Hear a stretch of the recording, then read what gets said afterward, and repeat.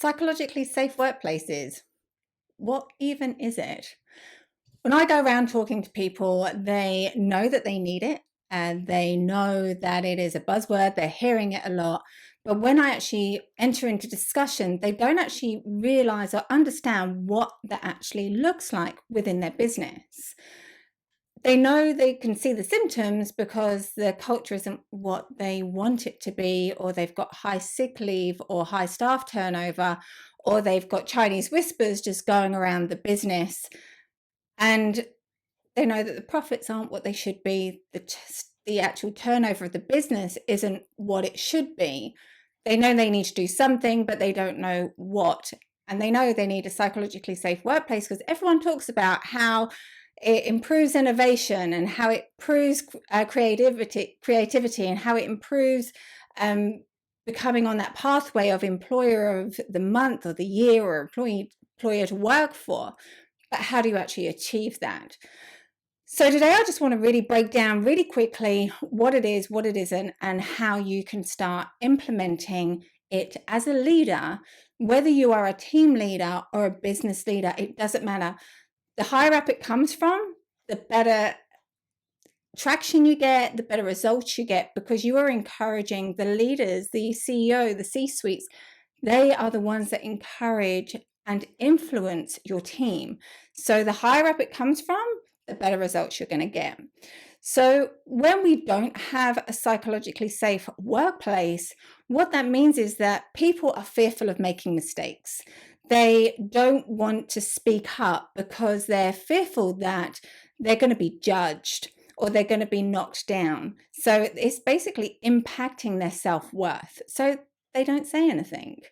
And also another big symptom of it is a blame culture. Rather than looking at solutions, everyone's looking at who to point the finger at. Now, when you're in a culture like this, and I'm sure we've all worked in a place where it doesn't feel good to work in, where you don't feel that you can speak up, you don't want to do anything new or different or step outside the lines which have been drawn by the culture that's come from the top, and how disempowering it feels, how unfulfilled it feels. So when we want to build a high-performing team, psychologically safety is one of the key pillars for building this. So what does it mean to have a psychologically safe workplace? Well, the first thing is to encourage people to talk up so that they don't feel that they're going to get blamed. They don't feel that they're going to get shut down. People are more willing to admit their mistakes and learn from them as a community, as a group, as a culture. Because as we all know, until we make mistakes, we don't know what works. And if people aren't telling you where the mistakes are, you don't know what's working, what isn't working. With my team, whenever I onboard them, I tell them I'm going to push them to make mistakes so they get used to making mistakes and talking to me about it, to realize that it is a safe place. And my team have grown. The confidence, the ideas, the innovation that's come from them is amazing, purely because I've set up a psychologically safe workplace where they don't feel that they're going to be demeaned in any way. And also, when people feel that they can speak up and speak their truth, whether they think that it's going to be agreed with or not, it builds creativity, it builds innovation, because they're willing to say something that isn't the norm. Because as we all know, if we carry on doing the same things the same way, nothing's actually ever going to change. So we need to draw out that innovation, that creativity from them, and they're only going to do that when they feel safe. So how do we do this? How do we do this as leaders? So what I do is I always share my mistakes.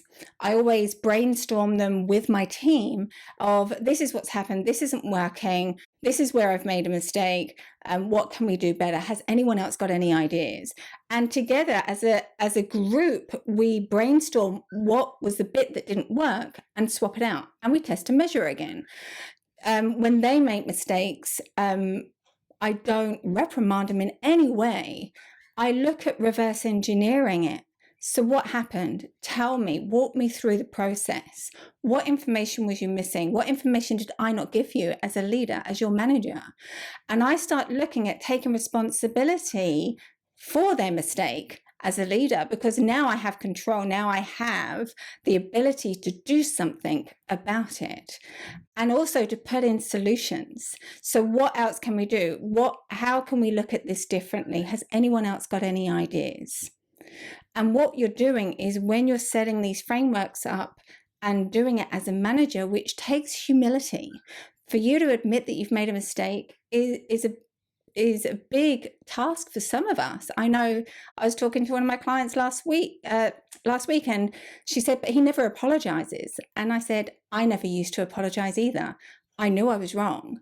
But for me to apologize back then, like over a decade ago, meant that I was wrong, and meant that I was weak, and meant that I couldn't do my job, and meant that I wasn't worthy, and meant that I wasn't good enough. So I wasn't going to apologize. And she went, oh, I see. So it does take a lot for you to step in that space and acknowledge that and tell them, this is really uncomfortable for me, but I think I've messed up. Can we just brainstorm about what went wrong and how I can do this differently, or how we can do this differently as a team? Can you help me on that journey? And all of a sudden, everyone's stepping to you. And because they're seeing that you're asking for their help, there's nothing more empowering than that for them. And they feel that they're contributing to something bigger, which is what humans want to do. They want to contribute to something bigger than themselves. So just to wrap this up into a nutshell for you, is to start looking at the types of conversation, start being that observer within your business, within your team. Are people coming to you with questions, with mistakes? Are they coming to you with new ideas? If the answer is no, no, no, no, no, then the likelihood is you need to start creating an environment where they feel safe to do so. Because only when they feel safe is when they're going to do that. Now, if you want to know more about psychologically safe workplaces and how to measure it, I do have a course on my website.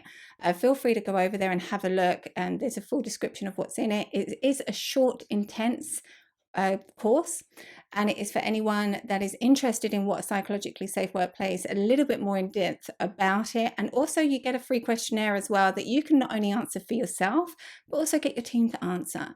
And you can then start having a real good look at where you need to focus on to really improve and empower your team and your business to start building that innovation and creativity, and to start doing better than what you did yesterday. So I hope this has been helpful. If it has, please share, please subscribe, and I look forward to talking to you soon.